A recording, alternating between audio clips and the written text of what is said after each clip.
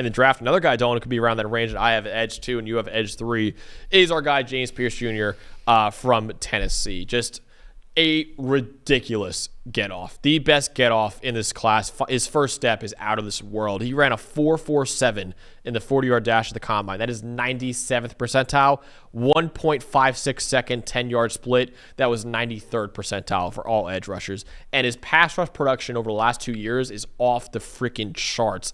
92.5 pass rush grade since 2023. Only Laiatu Latu was better in the Power 4. 22.4% pressure rate over the last 2 years. Best in the nation.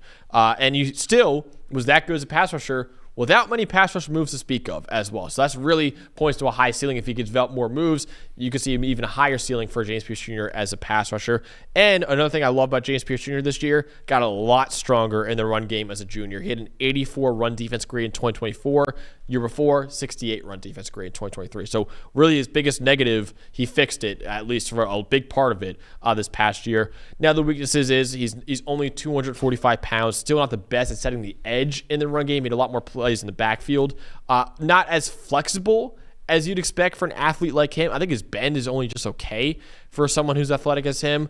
And again, like it's a double-edged sword. The pass rush moves are a good thing because he's that good as a pass rusher in the SEC already without many moves, but also you got to develop those moves in the NFL as well to work as well in the NFL. So he's winning mostly off athleticism right now, but ridiculous athleticism, multiple years of elite production in the SEC.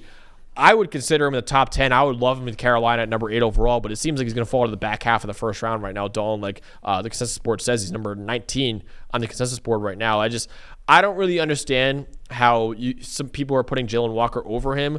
It's kind of like, oh, Jalen Walker can maybe become like a guy like James Pearce Jr. I don't really get it. They're both athletic players. One of them, though, was actually a production in the SEC. The other one, you're more projecting in the SEC right now. So I like Pearce a lot, and I still think he's a top 10 player-ish in this class, and I think he's my number 2 edge in the class. I have him third. I think the lack of polish a little bit, again, is what put him behind Green. It's extremely close. Trust me, I sat there for several minutes thinking about, like, should I actually do this or not? But I think there is a long way to go in Pearce's development. I want to jump real quick on a stat that I saw earlier in the week, and I wanted to jump at you again with the run defense, okay? And sometimes it's guys making flashy plays on the ball and charging in the backfield and taking gambles, right? That's not quite the case with Pearce this year. You're talking about only a negative grade on only 3.8% of his run defense snaps this year. The only two guys that, first of all, that was the 6th best by any edge player in the country. Wow. And the only two guys in the class that had a lower one were Princey Amon-Mielen and Josiah Stewart, which is also interesting when you talk about a smaller edge defender defending the run, but we'll get to him later.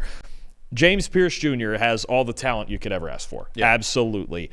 You're missing the polish. I think he could use a little more upper body strength. I think when you see the speed to power come into play, it's from his legs. It's from his lower half. He's very, very strong. But I think that's what it is he's, again, see ball, get ball.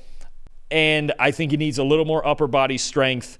And I think there's just that lack of a process, right? Can we do the things that I've just talked about with Donovan Ezaraku? Can we do some of those things to develop? Because he's got top 10 talent in this draft. Honestly, when you look at the get off and the athletic profile, remember the pick 6 against Iowa in the bowl game too. I mean, he can do so many things for you. I think at the very least, he's Dallas Turner, right? Who I think is a player, again, speed-based player, a little bit smaller, can drop into coverage, can do a lot of things for you. I think at the least he's Dallas Turner, and at the ceiling, he could be darn near as good as the guy we're going to talk about in the number 1 spot, but he's got to be able to develop that process. I do think get a little bit stronger, add a few pounds of upper body muscle in there, but the speed, the get off, there's times when we see those inside moves that you go, man, I don't even know how you block this guy.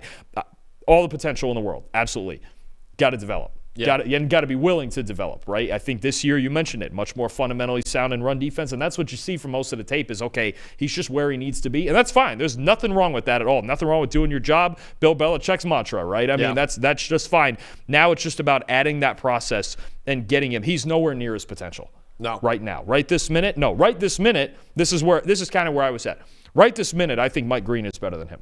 James Pearce has every bit of the potential over the next few years to be maybe even edge 1 in this class eventually. It's going to be tough to take over the top guy, but that's the type of athletic potential we're talking about with him. Just add a little more polish. It's going to take a little bit of time for him to be an A-plus pass rusher in the league. That's what I love about Pearce, though, is that he is such a dominant pass rusher in the SEC over his true sophomore and true junior years, and he still has a long way to go. There's a long way to go. Which is just like that, again, is a negative, but also it's a positive, just thinking, man, what could he look like if he develops, right? So that's a big thing with Pearce, and why I still love him as my number 2 edge in this class, is that there's a long way to go, but yeah, he was still extremely productive. Like, there's a long way to go for Shamar Stewart. Does not have the production that James Pearce Jr. did. Right. So that's really the conversation that I think we're having with these edge rushers right now.